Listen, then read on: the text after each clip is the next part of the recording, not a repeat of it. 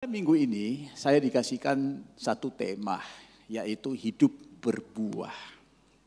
Seharusnya hidup berbuah itu merupakan satu hal yang sangat alami. Dan sebenarnya hidup berbuah itu sudah sering dibicarakan oleh Yesus di dalam perjanjian baru itu, saudara. Nah, sebagai satu contohnya di dalam Yohanes pasal 12 dan ayat 24. Kalau biji gandum itu jatuh ke tanah dan mati. Lalu, enak kan? Padahal tidak masuk ke slide saya, tapi ini PPT luar biasa. Nah, sesungguhnya jikalau biji gandum itu tidak jatuh ke tanah dan mati, ya tetap satu biji saja. Tetapi kalau dia jatuh ke tanah dan mati, dia akan menghasilkan banyak buah. Nah, ini memang merangkumkan, saudara, apa yang saya mau sampaikan pada ibadah yang keempat ini. Judul khotbah saya pada ibadah keempat ini adalah Living Fully, hidup sepenuhnya untuk Tuhan. Nah, buat Bapak Ibu yang belum kenal saya namanya Benaya Nares, saya bukan orang Indonesia, tapi sudah cukup sering ke Indonesia. Mungkin saya sudah berada di Indonesia sebelum sebagian dari kalian itu lahir. Ya. Saya pertama kali datang ke Indonesia itu tahun 1994. Saya sudah banyak teman-teman di Indonesia, sudah kenal banyak sekali orang-orang di Indonesia. Termasuk orang-orang yang mungkin Anda belum pernah dengar, orang-orang seperti ini. Tetapi kehidupan mereka itu membuat diri saya merupakan kesaksian yang sangat luar biasa. Lalu saya mengawali khotbah saya pada sore hari ini dengan menceritakan tentang seorang teman saya. Papanya seorang Perancis, ibunya orang Indonesia. Lalu dia Indo ya, orang Indonesia yang blasteran Indo ya. Papanya Perancis, mamanya orang Indonesia. Dan setahu saya, terakhir saya ketemu dengan beliau, itu sudah beberapa tahun yang lalu, dia itu masih belum punya paspor Indonesia. Hanya punya paspor Prancis, lewat papanya. Dari kecil, keluarganya, cuman dia anak tunggal, dari kecil mereka sudah tinggal di Indonesia, di Jakarta. Dan anak ini, sekarang usianya sudah 40-an tahun, tapi pada waktu dia masih kecil, dia itu sekolah di sekolah internasional yang paling bagus di Jakarta, JIS. Waktu anak ini berusia 12 tahun, namanya Immanuel. Dan dia sekarang sudah mendirikan satu yayasan bernama Yayasan Immanuel. Waktu usianya 13 tahun waktu umurnya sekitar 12 tahun, gurunya itu menemukan bahwa anak ini pinter ilustrasi. Lalu gurunya merekomenkan anak ini kepada perusahaan-perusahaan yang cetak buku, apakah mau dipakai talenta anak ini untuk menggambar atau ilustrator lah ya, kira-kira begitu. Lalu anak ini banyak dipakai oleh perusahaan-perusahaan yang mau cetak buku untuk bikin ilustrasi-ilustrasi, sehingga waktu usianya sudah 15 tahun, tabungannya sudah sekitar $20.000. Sudah punya banyak uang gara-gara hasil daripada jadi ilustrator. Nah, waktu usianya 15 tahun harus bikin satu proyek sosial. Harus diketahui saudara, papanya orang Perancis, orang ini tidak bisa bahasa Indonesia karena dia sekolah semua internasional. Dia hanya bisa bahasa Perancis, bahasa Inggris. Lalu Immanuel itu harus bikin satu proyek sosial. Proyek sosial itu membutuhkan kalau dia itu harus mengambil satu aksi sosial, melayani satu kelompok anak-anak atau kelompok masyarakat yang kurang mampu, lalu dia harus melayani mereka, kemudian harus bikin satu laporan lalu dikasih nilai. Lalu dia memilih untuk melayani anak-anak di satu kampungan yang di luar kompleks tempat dia tinggal. Dan setiap hari Sabtu, Immanuel, ini sekitar tahun 95-96. Immanuel itu hari Sabtu akan pergi mengajar anak-anak ini. bahasa Inggris.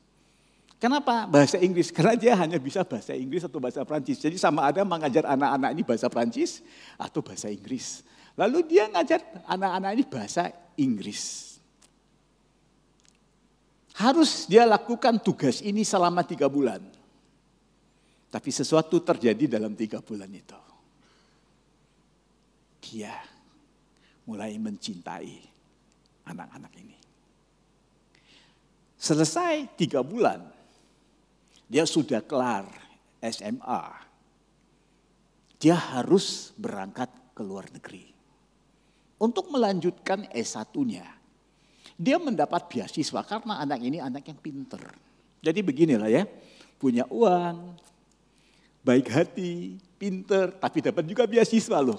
Diberkati bukan saudara? Nah. Lalu dia harus berangkat ke luar negeri.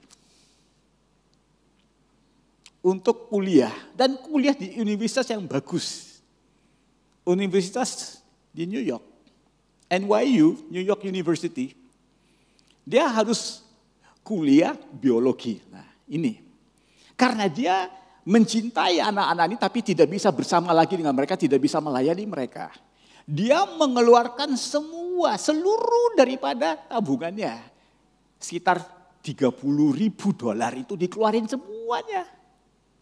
Dan dia mencari beberapa orang untuk terus melayani anak-anak ini dengan memakai duit tersebut. Dan dia berangkat ke New York. Di New York, kalau hari Sabtu dan Minggu dia akan kerja part-time supaya bisa dapat duit lagi dikirim kembali ke Indonesia. Jadi anak ini kuliah Sabtu Minggu, kerja part-time, kerja apa aja. Habis itu dia mendapat satu akal yang baru, dia mau menceritakan, memakai foto-foto, dia menceritakan kepada teman-teman di universitas di sana tentang apa yang dilakukan dengan anak-anak di situ. Lalu dia fundraising lagi, kirim lagi uangnya. Dan begitu pinternya anak ini, harusnya kelar 4 tahun. Dia udah kelar dalam 2,5 tahun. Gini saudara ya, Senin sampai Jumat kuliah, Sabtu, Minggu kerja. Supaya dapat duit dikirim kembali ke Indonesia. Begitupun dia sibuk, bisa selesai kuliah yang harus orang lain 4 tahun, dia 2,5 tahun. Lalu itu uang beasiswa belum habis. Dia mau pakai uang beasiswa kirim kembali ke Indonesia. Dibilang nggak boleh, harus dipakai lagi. Lalu dia kuliah lagi, sosiologi. Biasanya orang 4 tahun, dia 1,5 tahun. Karena setelah itu uang beasiswa habis. Berarti dia selesai 2 gelar S1 dalam 4 tahun. 4 tahun apa yang dia lakukan? Kuliah, fundraising, part-time kerja, semua uang dikirim kembali ke Indonesia. Lalu dia kelar sekitar tahun 1998. Anda tahu nggak? Apa kata yang paling disebut orang pada tahun 1998? Jangan kalah sama saya loh. Krismon. Kalau Anda tidak tahu Krismon ya tanya aja sama orang yang tahu. Terjadi krisis besar di Indonesia. Pergantian politik terjadi dan Indonesia menjadi tidak stabil. Anda harus tahu bahwa si Immanuel ini punya paspor Perancis. Dia tidak perlu kembali ke Indonesia. Dia bisa kemana-mana di dunia ini. Termasuk juga bisa ke Eropa. Dan papa mamanya juga melarang dia kembali ke Indonesia. Kamu sudah punya paspor Perancis, kamu udah S1, udah 2 gelar. Gak usah pulang ke Indonesia, ini lagi kacau. Apa yang dilakukan? Ya pulang ke Indonesia. Papa mamanya marah. Ngapain kamu pulang ke Indonesia? Saya pulang ke Indonesia karena saya mau melayani anak-anak kampung itu. Loh, kalau dari dulu ambisi kamu mau melayani anak-anak kampung, ngapain kamu ke New York S1 punya 2 gelar? Gak usah itu, gak perlu kamu ke sana. Kita mengira kamu ke sana Karena kamu mau punya pekerjaan yang sukses di dunia sekular. Ngapain kamu pulang ke Indonesia? Kamu punya harapan yang besar. Kamu punya peluang yang terluas. Enggak, saya mesti kembali ke sini karena saya mesti melayani anak-anak kampung itu. Itu pada tahun 1998. Sekarang sudah 25 tahun. Saya kasihkan beberapa fakta. Immanuel tidak pernah punya pekerjaan. Tidak pernah terima gaji. Dia mendirikan Yayasan Immanuel. Yayasan ini sekarang sudah melayani sekitar 100.000 orang. Yayasan ini punya proyek di banyak daerah-daerah. Orangnya tidak punya mobil. Tidak punya istri. Tapi kalau Anda mau menikah sama orang seperti itu, ngobrol sama saya bisa kasih nomor teleponnya. Tapi ingat ya, tidak punya gaji, tidak punya mobil, tidak punya televisi di rumah, tidak punya rumah, tinggal di rumah orang tua saja, tidak pernah punya pekerjaan. Lalu waktu saya ketemu dengan dia, saya tanya, kamu ini benar manusia atau malaikat? Karena tiap 3 bulan kadang saya ketemu dia di Singapura. Ngapain karena ketemu di Singapura? Karena dia bukan warga negara Indonesia. Tiap 3 bulan dia mesti keluar dari Indonesia. Dia hidup begitu. Tiap 3 bulan keluar, setelah 1 hari pulang lagi ke Indonesia. Ngapain kamu mesti hidup begini? Ya, saya mesti melayani orang di Indonesia. Kamu tahu nggak? Kamu ini sudah punya paspor Perancis. Ngapain kamu pulang? Ada banyak orang di negara-negara seperti Indonesia dan Malaysia. Kalau mereka bisa dapat paspor Perancis, mereka keluar dan tidak pernah mau pulang. Kamu udah punya paspor seperti itu, kenapa kamu pulang? Nah, karena saya mesti melayani orang-orang di Indonesia. Coba kamu lihat, kamu melakukan hal ini, istri nggak ada, gaji nggak ada, mobil nggak ada. Apa yang ada pada kamu? Saya punya anak-anak yang saya bisa layani. Sekali lagi, kamu manusia atau malaikat? Kan kayaknya nggak pernah ketemu orang seperti ini. Cuma dia tanya saya satu hal. Kamu udah kenal saya berapa lama? 15 tahun. Saya masih hidup kan? Masih bernafas kan? Masih punya baju kan? Masih kelihatannya saya bisa survive kan? Saya tidak kurang apa-apa. Nah, itu artinya live full. Orang seperti ini ternyata ya Bapak Ibu ya, tidak seperti kita pikirkan. Kalau tidak punya penghasilan, tidak punya satu pekerjaan, nanti kita hidupnya akan melarat. Jangan salah ya Bapak Ibu ya. Jangan tiba-tiba Anda lagi kuliah di universitas bilang sama papa mamamu, aku mau stop kuliah. Bukan itu maksud saya. Anda masih punya pekerjaan, Anda mau keluar dari pekerjaanmu. Gara-gara itu yang saya belajar di ibadah keempat. Bukan itu maksud saya. Anda bisa melayani Tuhan dengan pekerjaan atau tanpa pekerjaan. Cuma saudara jangan pernah punya alasan. Saya harus punya pekerjaan ini. Karena tanpa pekerjaan ini saya tidak bisa survive. Itu satu mentalitas yang salah. Nah, saya mau bukakan slide yang kedua ini, Bapak Ibu. Coba lihat di sini ya. Ada seorang tokoh Anglikan pada tahun 1978 mengeluarkan statement ini, namanya David Watson. Saya masih ingat, saya membacakan statement ini pada tahun 1984. Ya, saya sudah tua, saudara. Tahun 1984 saya sekitar 15-16 tahun. Sedikit di atas itu. Nah, jadi Anda sudah bisa hitung usia saya berapa. Karena saya masih ingat karena tahun 1984 saya lahir baru. Jadi saya sudah 40 tahun lahir baru. Pada tahun 1984 waktu saya lahir baru, saya pernah membaca statement ini yang ditulis, yang dinyatakan oleh David Watson. Lalu David Watson mengatakan begini. Kebanyakan orang Kristen, mereka itu, dia bilang orang Kristen di barat ya, karena David Watson itu orang Inggris. Lalu dia tidak bisa membicarakan tentang orang-orang Kristen di negara timur. Dia bilang begini, mereka itu adalah anggota gereja. Mereka itu hadir di gereja. Mereka mengisi bangku gereja. Dan mereka kadang-kadang suka menyanyi himne, mereka menjadi pencicip khotbah. Waktu saya datang ke Indonesia, saya pernah dikasih tahu, orang-orang jadi anggota gereja, ngisi bangku gereja, suka nyanyi himne, suka untuk nyicip khotbah. Mereka itu dinamakan Kristen KTP atau KTP lah, Kristen tanpa pertobatan. Lalu kita suka sekali ya kita ledekin orang-orang seperti ini. Lu ini kan KTP. Karena itu hidup mereka itu tidak pernah taat sama Tuhan. Tapi David Watson menambah lagi. Yang saya maksudkan juga orang-orang Kristen yang membaca Alkitab, rajin membaca Alkitab. Rajin membaca Alkitab.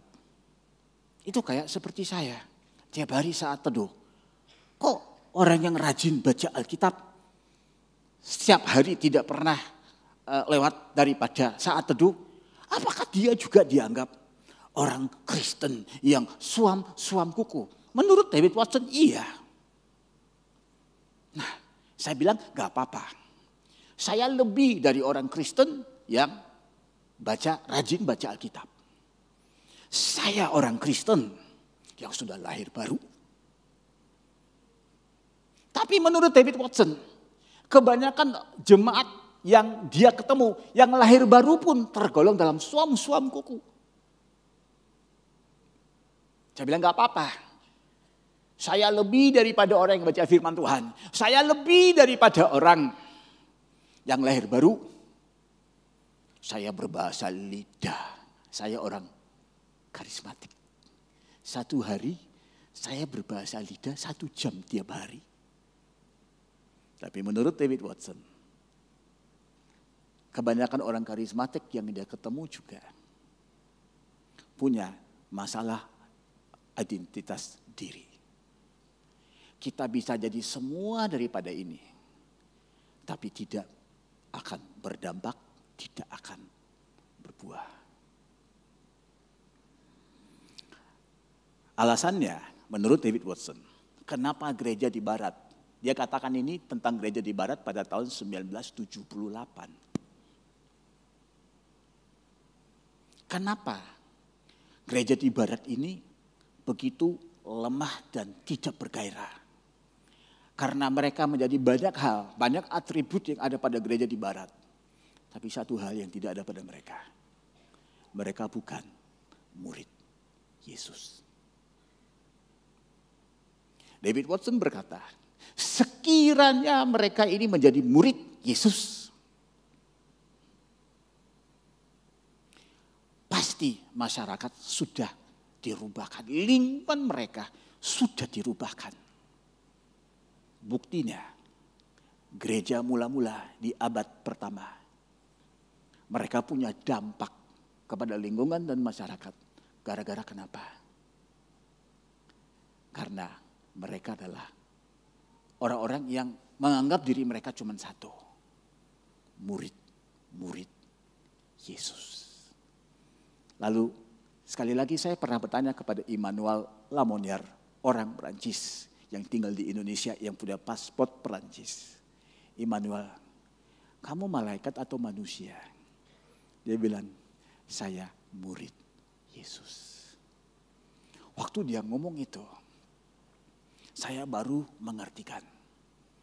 Loh, inilah sebabnya pada tahun 1984 saya membaca kata-kata ini. Rupa-rupanya kita masih belajar menjadi murid Yesus. Kita bisa menjadi banyak hal, tapi tidak tahu apa itu menjadi murid Yesus. Oh, tapi Anda mungkin bilang, Pak, sebentar Pak, Bapak udah baca nggak statement ini? David Watson tidak berbicara tentang gereja di Asia, dia berbicara tentang gereja di Barat. Ya, saya udah baca dan saya udah berulang kali menyebutnya. Dia menyatakan ini tentang gereja di Barat. Tapi dia nyatakan hal ini tentang gereja di barat pada tahun 1978. Sekarang di 2023, dan setelah 40 tahun saya hidup dalam Tuhan, dan sudah 30 tahun saya jadi pendeta, saya bisa mengkonfirmkan bahwa gejala tersebut sudah menular ke bagian Asia Timur ini. Di bagian Asia Tenggara ini. Sudah ada. Kita menjadi semua hal yang lain, saudara, kecuali menjadi murid Yesus. Kenapa? Karena kita takut bertindak. Kita takut mengambil sesuatu keputusan. Kita takut untuk menjadi lebih daripada orang yang hadir di gereja. Kita tidak punya sesuatu yang berdampak di luar. Nah, pada sore hari ini, saya mau membicarakan tentang satu orang yang menurut saya menjadi murid Yesus. Di dalam Alkitab, Kisah Para Rasul pasal 9. Ayo, slide yang berikutnya. Bapak Ibu, KPR ya. KPR itu apa? KPR itu apa? Bukan kredit rumah kan? Bukan KPR itu. KPR itu apa? Kisah Para Rasul. Sebetulnya judul aslinya bukan Kisah Para Rasul. Judul aslinya adalah kisah tentang perbuatan-perbuatan. Dalam bahasa Inggris, The Book of Acts. Tapi ada orang yang iseng-iseng nambahin di situ. Kisah Para Rasul. Kalau benar begitu, kenapa ada perikop ini yang tidak membicarakan hanya tentang seorang rasul, tetapi membicarakan tentang seorang murid? Kalau Anda membacakan Kisah Para Rasul, buku kisah gereja mula-mula itu, Anda akan menemukan banyak ayat-ayat membicarakan tentang orang-orang yang digelarkan murid Yesus. Seperti di pasal 9 dan ayat 36. Ayo kita bangkit berdiri. Saya membacakan ayat 36, kita ganti-ganti ya. Anda membaca ayat 37, saya baca ayat 38, kita baca sampai ayat 42. Nah, pasal 9 ayat 36. Di kota Iope ada seorang murid perempuan bernama Tabita, yang juga dalam bahasa Yunani disebut Dorcas. Perempuan itu banyak sekali berbuat baik dan memberi sedekah. Anda teruskan.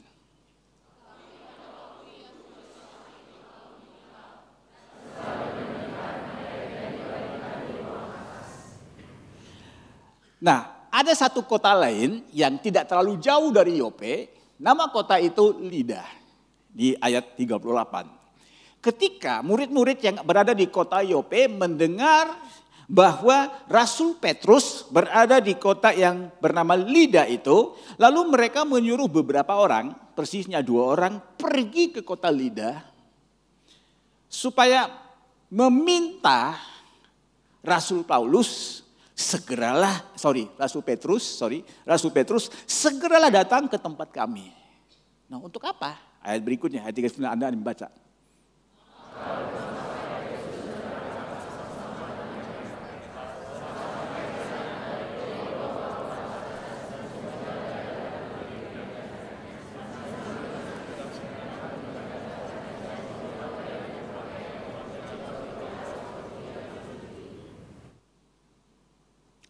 Ayat 40.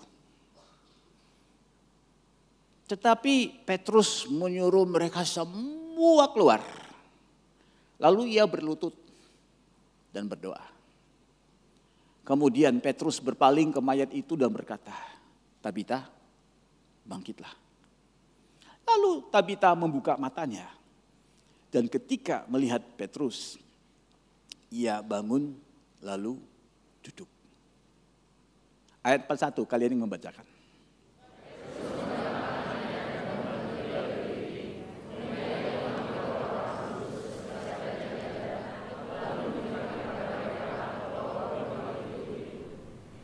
Dan ayat 42. Silakan duduk dalam hadirat Tuhan. Saya bacakan ini. Peristiwa itu tersiar di seluruh Yope dan banyak orang menjadi percaya kepada Tuhan. Di dalam perikop yang kita bacakan di sini ada 4 pribadi atau 4 pihak yang dinyatakan. Pertama, seorang wanita bernama Tabita atau Dorcas. Saya kasih tahu dulu apa yang saya tidak tahu tentang wanita ini. Oke, setelah itu baru saya kasih tahu apa yang saya tahu. Saya tahu pun bukan karena saya kenal dia. Saya tahu hanya dengan membaca Alkitab. Saya tidak mau berspekulasi tentang apa yang saya baca. Sehingga apa yang tidak disebutkan itu saya angkat sebagai satu fakta. Pertama, yang saya tidak tahu apakah Tabita ini orang miskin atau orang kaya. Saya tidak tahu. Saya tidak tahu Tabita ini seorang perempuan yang muda atau tua. Saya juga tidak tahu. Saya tidak tahu dia punya suami atau tidak. Karena itu tidak dinyatakan dalam Alkitab. Jadi saya tidak bisa mengatakan dia adalah seorang janda yang kaya. Karena kalau kita mengatakan dia janda yang kaya, itu menjadi alasan kenapa kita tidak bisa jadi seperti dia. Saya kan masih punya suami, saya mesti melayani suami dan anak-anak saya. Bukan seperti si Tabita ini yang sudah jadi janda. Nah, saya kan belum mapan hidupnya seperti si Tabita ini. Lalu ini menjadi alasan kenapa saya tidak bisa hidup full seperti itu. Tapi kita tidak tahu. Yang kita tahu cuma satu hal. Apa yang ada pada dirinya. Itu yang dia pakai. Sudah tentunya, walaupun tidak disebutkan, tapi ini sangat jelas bisa kita katakan ini tersiratlah di situ. Dia pinter bikin baju. Dia pinter bikin baju. Pasti. Karena ternyata di situ dia bikin begitu banyak baju untuk perempuan-perempuan yang lain. Sehingga mereka bisa menggunakannya. Pasti dia bisa bikin baju kan? Nah, menurut saya punya keahlian atau kemampuan. Saya bahkan tidak bilang bikin baju itu satu keahlian. Itu satu kemauan saja atau kemampuan saja. Ya, saya punya tangan, saya punya jari. Saya bisa berusaha, saya bisa lakukan hal ini. Supaya bisa bermanfaat, berfungsi, dan berguna untuk orang lain.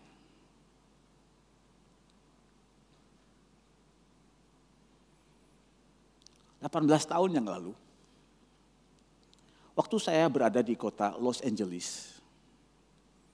Nah, Anda mungkin berpikir saya ini turis ya, suka ke sana ke sini, kenal orang Perancis, kenal orang di Los Angeles, ya nggak apa-apa lah. Anda mau mikir apa, biarpun apa-apa. Tapi dengar cerita ini, karena cerita ini akan punya satu kesan kepada kita.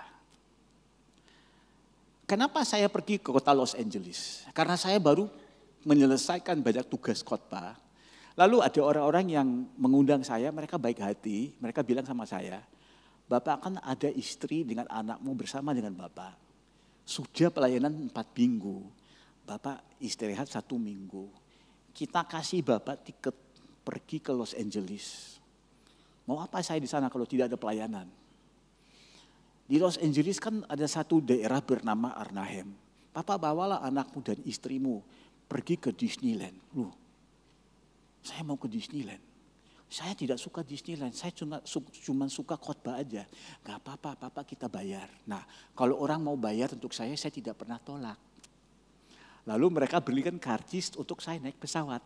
Nah, sampai di Los Angeles, saya mesti pergi ke Anaheim. Ya, bukan saja saya suka khotbah, saya suka hemat duit, saya pelit. Lalu saya gak mau naik taksi mahal, saya naik bus. Dari bandara saya naik bus ke Anaheim. Supir bus itu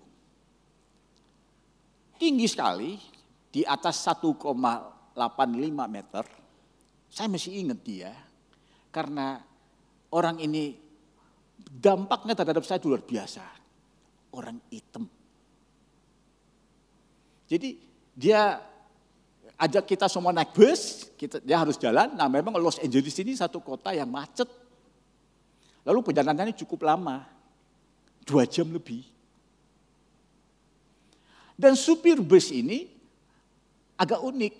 Dia bukan setir bus saja, tapi di sini dia punya mikrofon yang sudah pegang di sini. Dia suka bicara-bicara, bercanda-canda dia.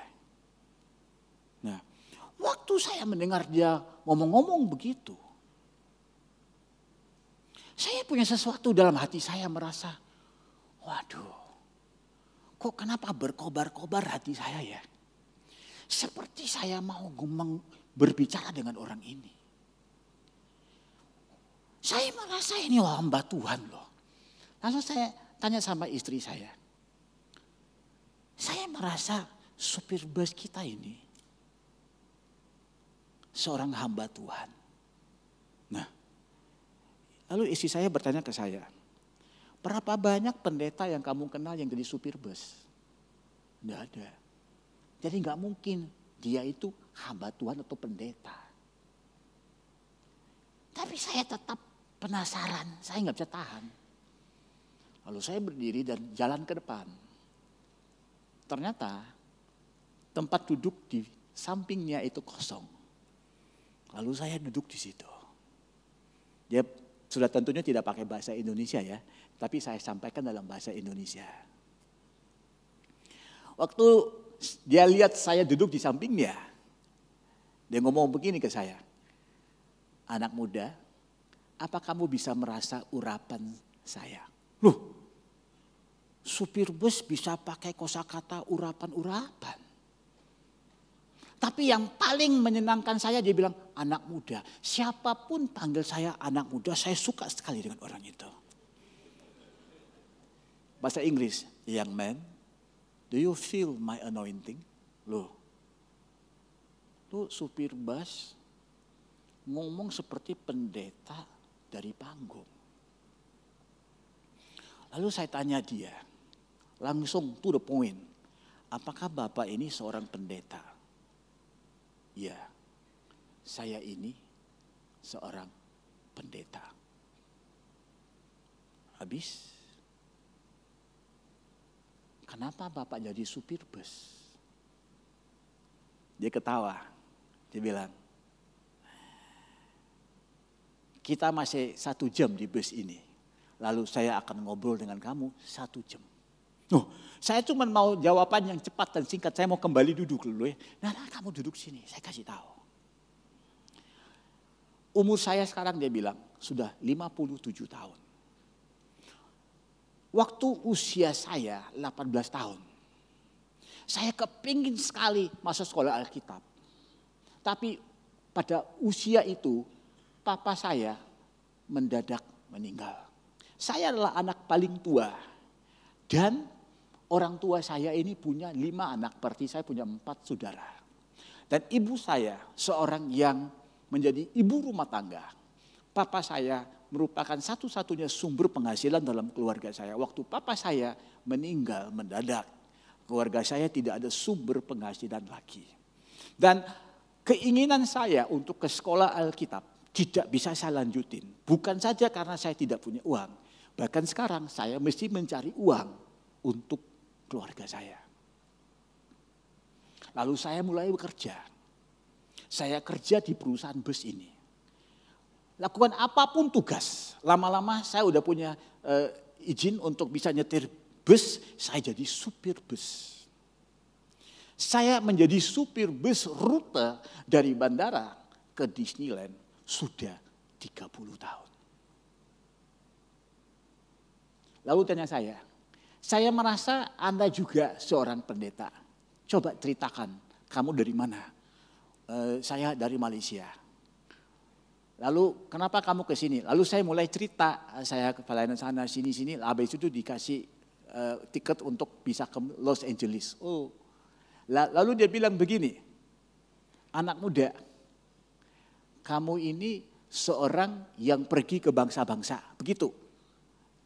Iya, begitu Pak. Dan saya merasa sangat bangga menyatakan kepada dia. Lalu dia ketawa karena dia bisa lihat wajah saya. Lu pikir lu hebat. Lu bisa keliling dunia dan pergi melayani bangsa-bangsa. Aku cuman supir bus di rute ini. Aku tidak pernah ke bangsa-bangsa. Bangsa-bangsa yang datang kepada aku. Itu bedanya aku dengan engkau. Karena rute ini banyak wisata. Karena itu aku jadi supir bus. Sekalipun sudah aku lama jadi supir bus, sudah punya uang, aku bisa sekolah Alkitab, sudah punya gereja, punya 400 jemaat.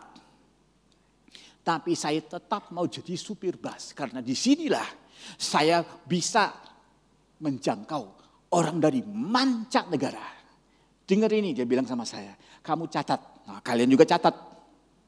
Catat. Siap. Nah, catat ya. Dia bilang, jangan salah. Pelayananku bukan pekerjaanku. Pekerjaanku, itulah pelayananku. 3 hal yang saya mau katakan kepada kamu anak muda, kalau kamu mau full dalam Tuhan, kalau kamu mau sampai ke garis akhir, 3 hal saya sampaikan kepada kamu. Karena saya sudah lebih tua daripada kamu. Hal yang pertama, oh iya saya catat. Saya tidak perlu catat. Karena semua yang dia ngomong itu membuat saya merinding. Seorang supir bus yang sudah punya gereja bisa hidupnya aman dan nyaman. Sudah bisa mapan, tidak perlu jadi supir bus. Dia tetap mau jadi supir bus karena dia mengatakan kepada saya, pelayananku bukan pekerjaanku.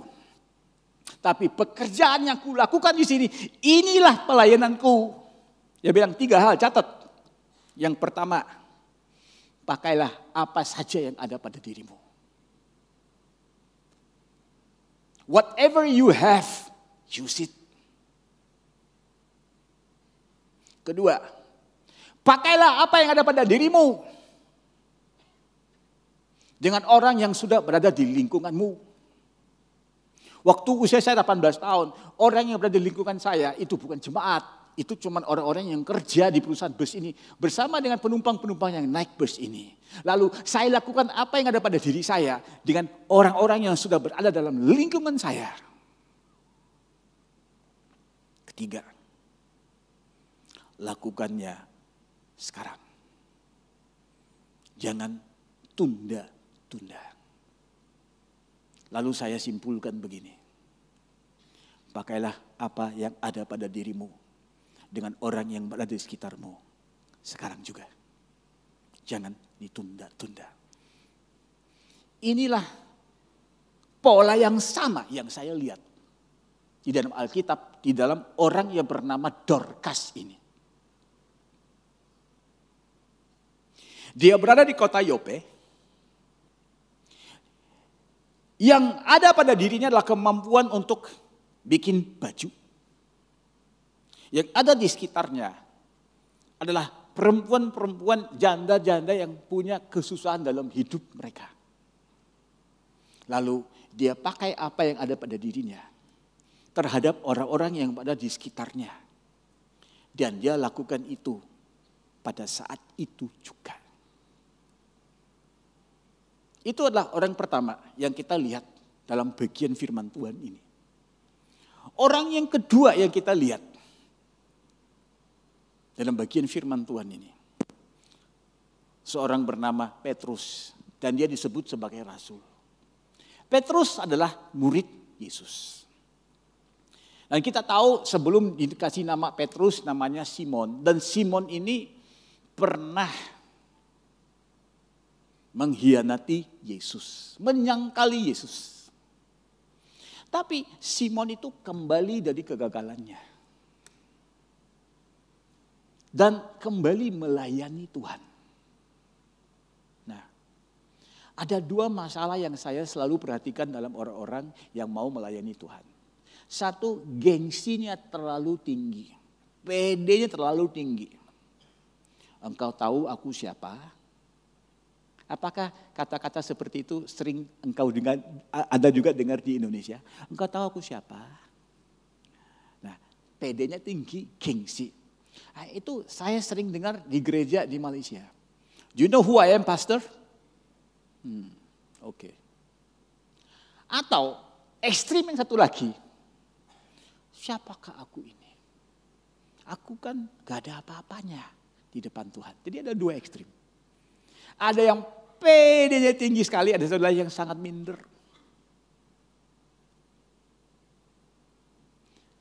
Anda bisa bayangkan nggak, si Petrus ini seharusnya bisa pede. Karena dia adalah salah satu dari 11 murid Yesus yang asal itu yang masih ada. Tapi dia juga antara 11 itu pasti punya rasa bersalah yang begitu besar sekali. Karena dia menyangkal Yesus. Tapi Petrus memakai apa saja yang ada pada dirinya. Yaitu aku pernah berjalan dengan Yesus. Aku pernah melihat Yesus membangkitkan orang yang sudah mati. Apa yang aku lihat itulah yang aku lakukan.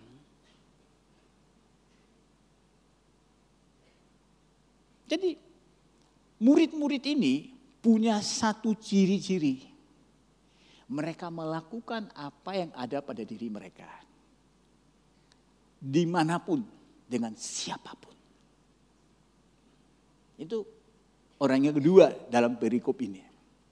Orang yang, bukan orang tapi orang-orang yang ketiga dalam perikop ini.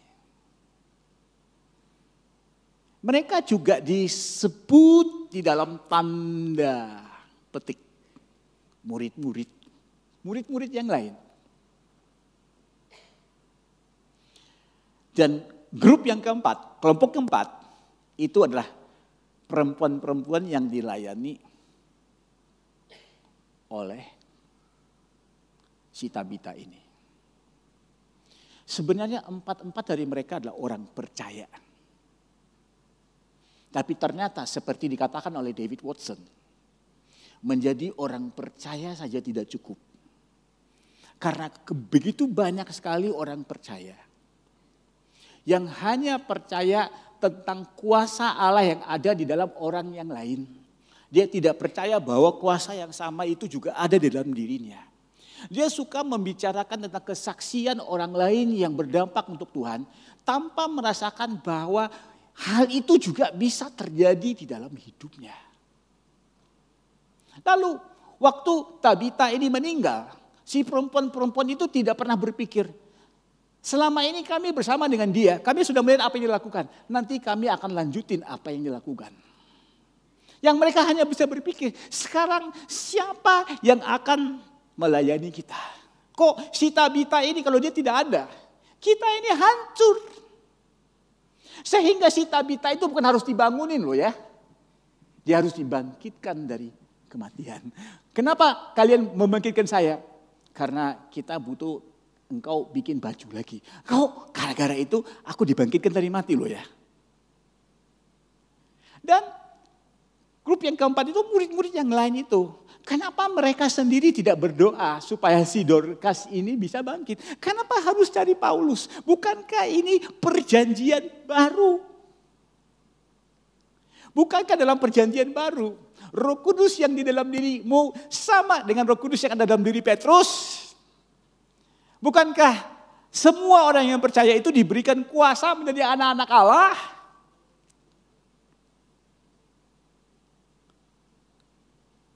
Nah, karena mereka belum belajar apa itu menjadi murid. Saya mau selesaikan. Pada waktu saya baru lahir tahun 1984 dan usia saya sekitar 16 tahun waktu itu. Ya, sekitar itulah ya. Nah, saya diajarin kalau mau melakukan sesuatu untuk Tuhan, harus mendengar suara Tuhan dulu. Kalau Tuhan belum berbicara, jangan mendahului Tuhan. Jadi begitu banyak orang di gereja tidak dikerahkan melakukan apapun karena mereka belum mendengar suara Tuhan. Dan kalau mereka resah tidak bisa mendengar suara Tuhan, mereka akan mencari satu hamba Tuhan. mengoutsourcingkan kepada orang lain. Tuntunan yang Tuhan bisa berikan kepada mereka.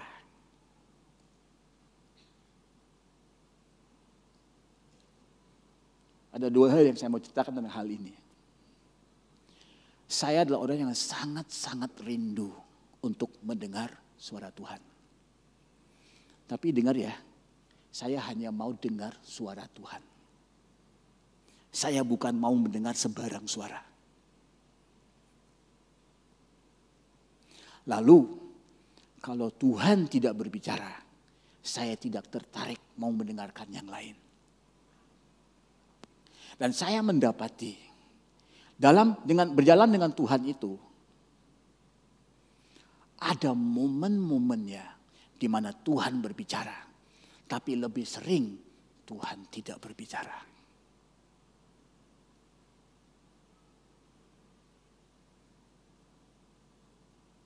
Jadi ada satu ilustrasi ini yang bikin saya mau menangis atau mau ketawa, saya juga gak jelas.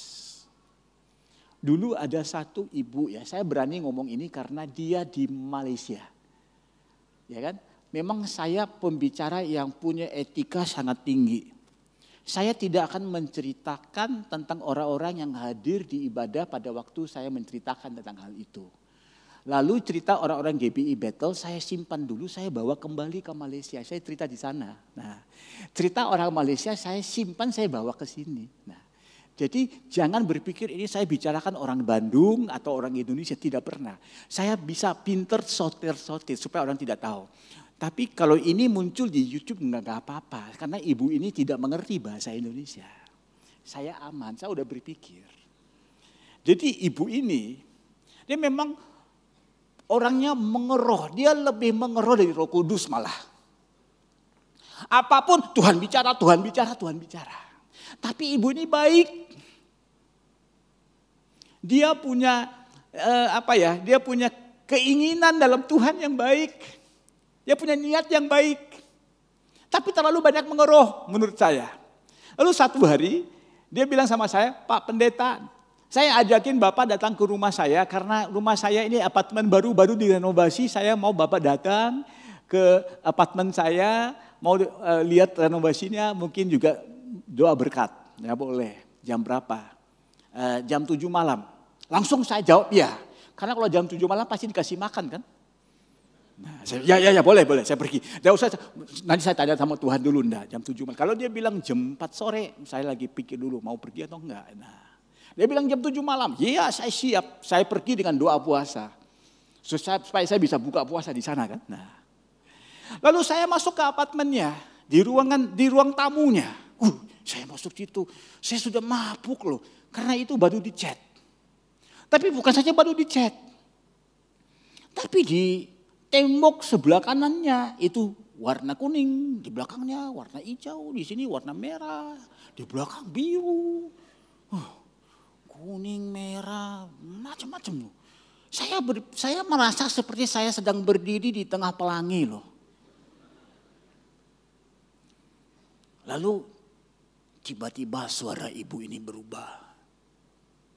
Pak, lalu saya juga ikut suaranya. Ya Bu, Bapak tahu enggak? Sorry sebelum itu dia tanya saya, Pak, menurut Bapak skema warna seperti ini bagaimana Pak? Mengingat saya tadi datang dengan kondisi puasa dan belum dikasih makan. Saya jawab dengan sangat diplomatis, Bu, selama saya pergi ke rumah banyak orang, ini pertama kali saya lihat warna yang sebegini unik Bu. Memang itu jujur, yang saya katakan itu jujur. Tapi saya tidak menyatakan seluruh kebenaran, saya tahan. Nanti sudah makan baru saya katakan.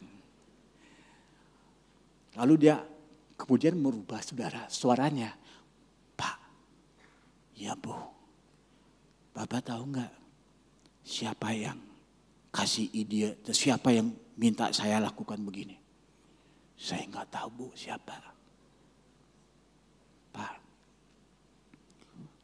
Tuhan Pak, Tuhan.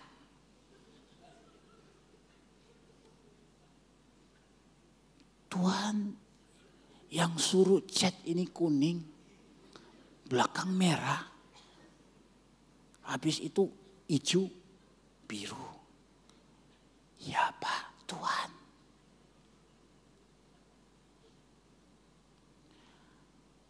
Saya tidak tahu. Mau nangis-nangis, bentak-bentak, marah sama Tuhan. Tuhan itu tahu enggak? Saya ini hamba Tuhan, pendeta, sering dikerumuni orang minta suara Tuhan, suara Tuhan, suara Tuhan. Tapi Tuhan tidak sering kali memberikan suaranya. Tapi ini ada ibu rumah tangga mau ngecat temboknya. Tuhan sanggup berbicara kepada dia. Ini seperti saya dipermainkan loh ya Tuhan. Mendingan saya jadi ibu rumah tangga juga kalau begitu. Tapi di sisi yang lain saya pikir saya mau ketawa. Saya mau guling-guling ketawa. Ibu, ternyata ibu ini belum cukup dewasa. Sehingga mau pilih warna cat aja. Tuhan tidak bisa mempercayakan kepada Anda. Kalau mau pilih warna cat aja. Harus disuruh-suruh sama Tuhan. Gimana mau jadi murid Yesus? Suara mana yang menyuruh Dorcas melakukan perbuatan-perbuatan kebaikannya itu? Tidak ada suara. Karena dia seorang dewasa. Dia sudah tahu kebenaran. Lalu dia bergeraklah dalam kebenaran itu.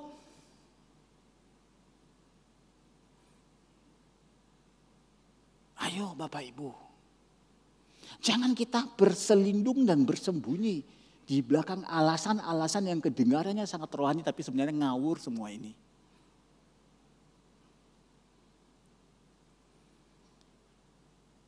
Apabila saudara dan saya tidak tahu apa yang harus kita lakukan. Tetapi sudah menjadi waktunya untuk kita melakukannya. Jalanlah. Karena ada firman Tuhan yang bunyinya begini. Orang-orang yang hidup berkenan kepada Tuhan. Langkah-langkahnya diatur oleh Tuhan. Nah, saya tidak terlalu tertarik dengan ayat itu. Saya tarik di ayat seterusnya. Apabila ia jatuh. Nah, kok orang yang diatur langkahnya bisa jatuh? Ya karena dia masih manusia namanya. Tidak semuanya akan lurus. Lalu ayat-ayat ini sedang mengajarkan kepada kita. Selagi kamu masih manusia, ayo kamu jalan saja. Karena aku adalah Allah yang setia. Nanti di tengah jalan, kalau kamu sudah keluar jalur, tidak menjadi masalah fatal, saya luruskan saja. Aku luruskan saja untuk kamu. Karena aku tetap menjadi Bapakmu. Bukankah aku sudah berkata kepadamu, aku tidak pernah akan meninggalkanmu. Aku nanti akan mengantarmu ke garis akhir. Lalu kalau kita mau hidup sebagai murid Yesus, jangan pernah takut hidup full. Karena apabila kita hidup mendahulukan kerajaan Allah dan kebenarannya, semua yang kita butuhkan itu akan digenapi Tuhan. Mari kita bangkit.